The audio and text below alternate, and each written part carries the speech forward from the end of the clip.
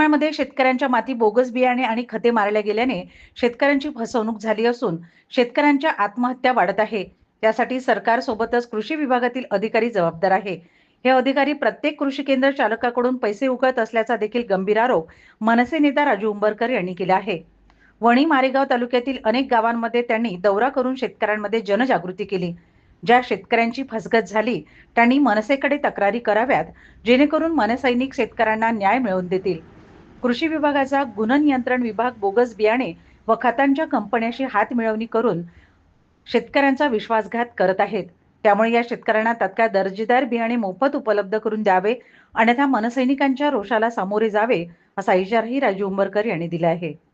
दरवर्षी तक्रारी करतो, दरवर्षी मोठमोठाले आंदोलन करतो, परंतु जे कृषी अधिकारी आहेत ते परस्पर यांच्याकडे दुर्लक्ष करतात, कारण त्यांचं साठलोट त्या बोगस कंपनी सोबत असते आणि आमचा शेतकरी हा बिचारा पहिल्यांदा पेरणी करतो, ते उगवत नाही, त्याची उगवण क्षमता नसते, ते त्याच्या माती मारल्या जाते, दुसऱ्या वेळेस सुद्धा तसंच होते आणि मग कुठेतरी थोडंफार पीक होतं, परंतु ते जे पीक होतं ते पूर्ण कृषी केंद्रवाल्यालाच देण्यात चाललं जातं त्यांचं। अशा मोठमोठ्या तक्रारी आम्ही इथं कृषी अधिकाऱ्यांना केलेल्या आहेत, परंतु कृषी अधिकारी याच्याकडे त्याची वास्तविक पाहता त्या बियाण्याची तपासणी करायला पाहिजे, त्याची उगवण क्षमता किती असायला पाहिजे, किती होते, परंतु ही तपासणी न करता त्याला ओकेचं सर्टिफिकेट देतात आणि शेतकऱ्याच्या आत्महत्याला कारणीभूत असणारे हे अधिकारी यांच्यावर कुठलीही कारवाई हे सरकार करत नाही। ह्या सरकारांचं शेतकऱ्यांकडे लक्ष नाही आणि म्हणून शेतकरी अडचणीत सापडलेला आहे।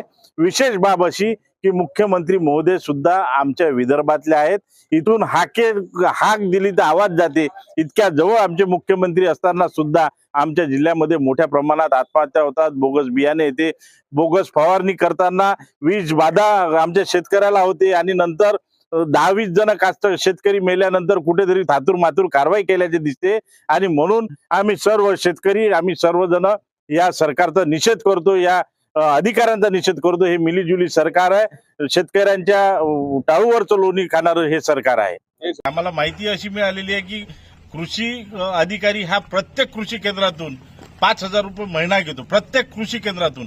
आज जर वणी उपविभागामध्ये जर आपण कृषी केंद्र पाहिले तर ते हजारोच्या वर आहेत आणि यांच्या 5,000 रुपयामुळे शेतकऱ्याचा जीव जातो, हे मी जबाबदारीने आपल्याला इथं सांगू इच्छितो। तर जिल्ह्यात 3 मंत्री आहेत, परंतु पालकमंत्री आमच्या विभागामध्ये फिरताना आम्ही आजपर्यंत पाहिलेला नाही, परंतु या सरकारला, या मंत्र्यांना नावाचे मंत्री आमच्या यवतमाळ जिल्ह्याला मिळालेले आहेत, नावाचा मुख्यमंत्री आमच्या विदर्भाला मिळालेला आहे, असं आम्ही इथं आपल्याला सांगू इच्छितो।